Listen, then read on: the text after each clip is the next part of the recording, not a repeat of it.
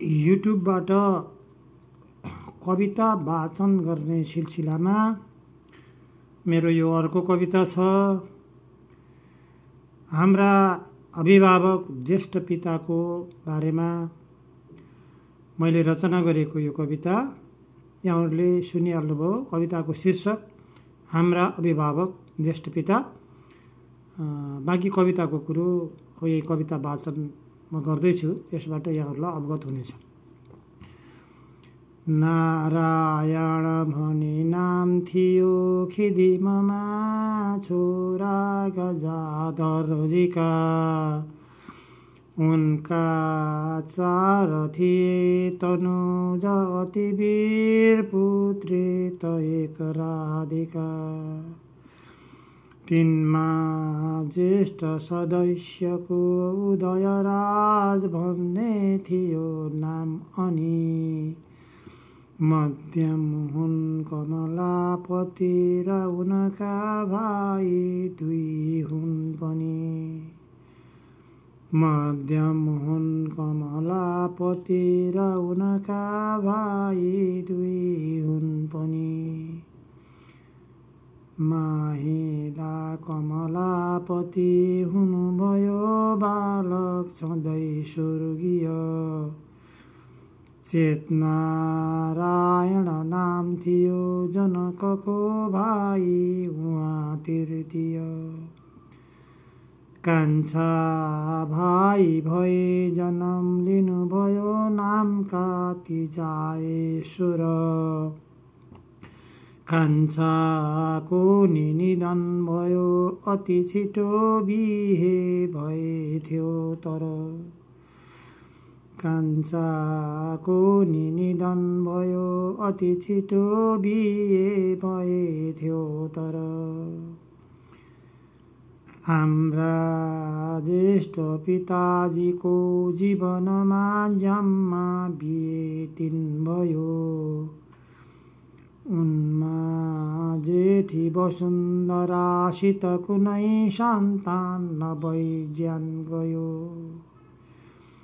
माता अर्की यदुकुमारीतिर 1 पैदा सुकन्या भई।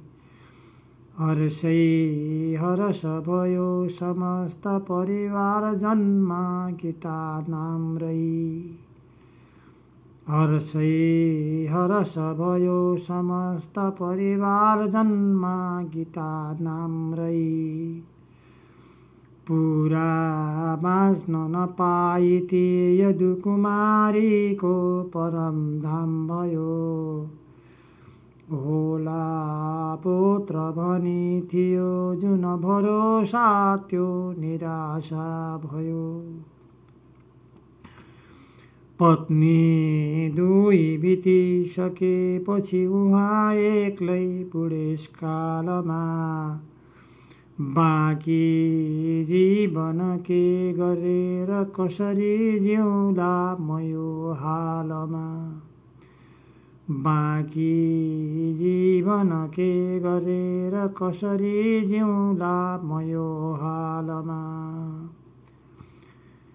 भन्ने चिन्तन खुब गरेर मनले बिहे गरौँ फेर भने।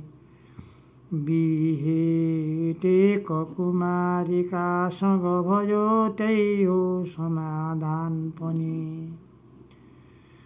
सानीमा भनी भन्दथ्यौं सबजना सन्तान थियौं जो अरू। ऋतुका नहोस् भनेर सबले मनले पुकार्थ्यौं बरु। ऋतुका नहोस् भनेर सबले मनले पुकार्थ्यौं बरु। निर्भीक वीर पराक्रमी अति सुरा ठट्टालु उस्तै गरे। रोमान्टिक अति नामका उदयराज फौजी हुनुहुन्थ्यो अरे। छाडी नोकरी नाम कटाई किन हो देख्थ्यौं बसेको घर।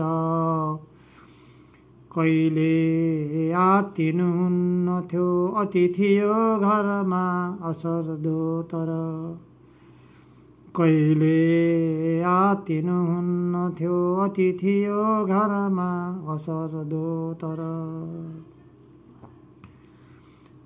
अङ्ग्रेज सैनिकमा भएर भरणा बर्मा युरोप अफ्रिका पुगी फिर्नुभयो सिकेर दुई चार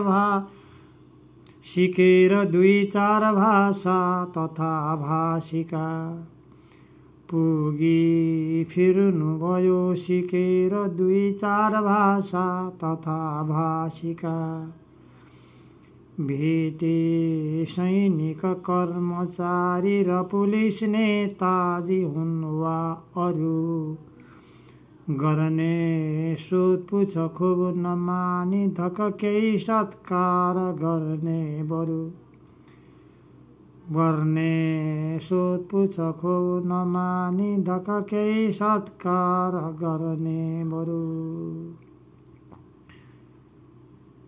यात्रा घुमफिरमा मजाक र रसिक गर्ने उपद्रो अति उत्सव कीर्तनमा हँसाई सबको मनमुग्ध पार्ने तति डर चिन्ता नलिने दिने गफ समेत औधी मनोरञ्जक निष्फिक्री रहने सदैव हसमुख गायक तथा सर्जक निष्फिक्री रहने सदैव हसमुख गायक तथा सर्जक चेतनारायणको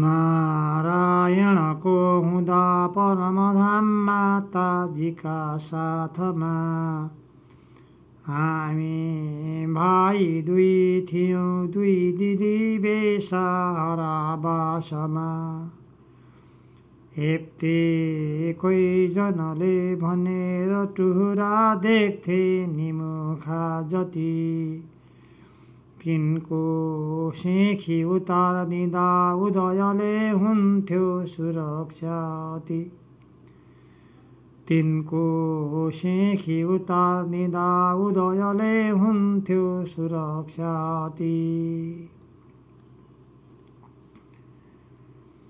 रेख देखेर विचार गरिकन बहुत छोरा यिनै हुन् भनी भन्दा दुर्जन सब डराइकन खुब निहुरेर हिँड्थे पनि बाबाको महसुस भएन घरमा वैकुण्ठ लोकमा गई पुरा त्यो सब गर्नुभयो उदयराज आफ्ना पिता झैँ भई पुरा त्यो सब गर्नुभयो उदयराज आफ्नै पिता झैँ भई लाग्दा 40 वर्ष माथि जननी 69मा पिता पैदा एक सुता भइन् तब भए घरमा सबै हर्षित कन्या हुर्किन लागिथिन् र भइथिन् 23 महिना जब पैदा पुत्र भए भयौं सब खुसी पुग्दा 75 तब पैदा पुत्र भए भयौं सब खुसी पुग्दा 75 तब ठुलो हर्ष भयो सबैतिर निकै चर्चा बहुत खुब भयो छैटी भव्य भयो भजन निशिभरि नाचगानले रात गयो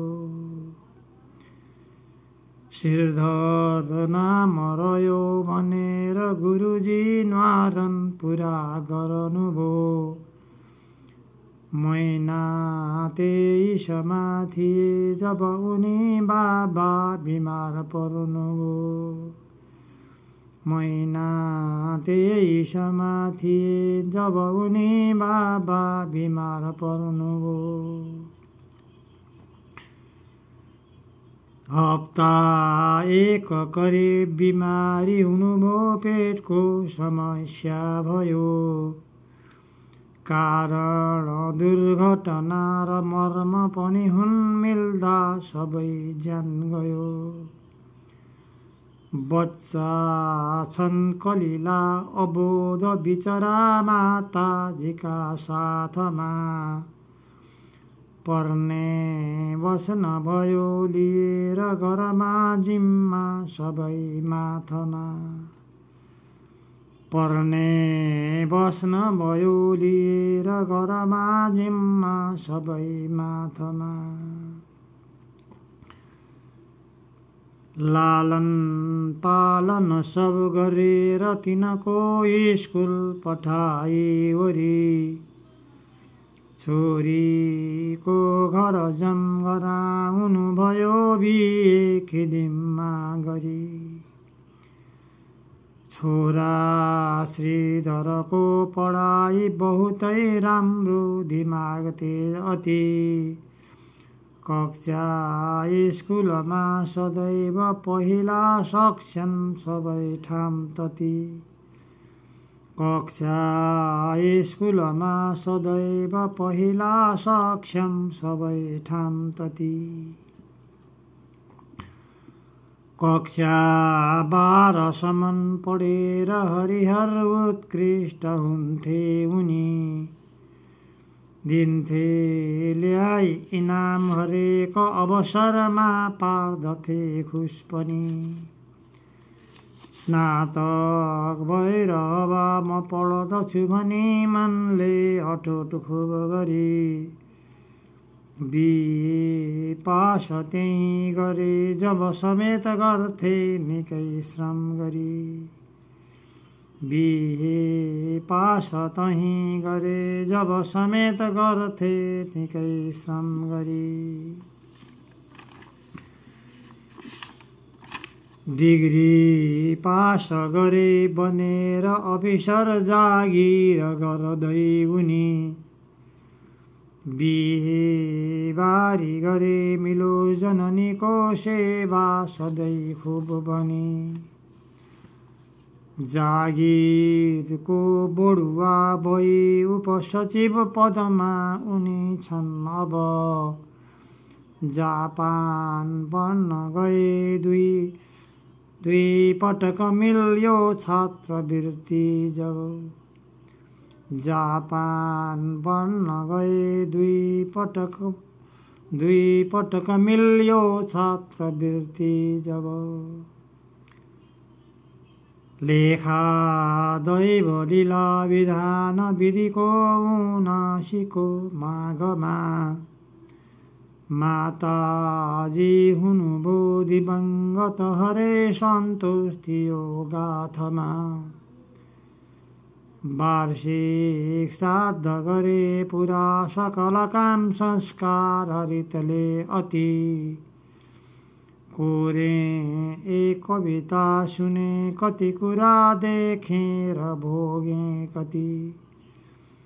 कोरे एक कविता सुने, कति कुरा देखेर भोगे कति। समाप्त।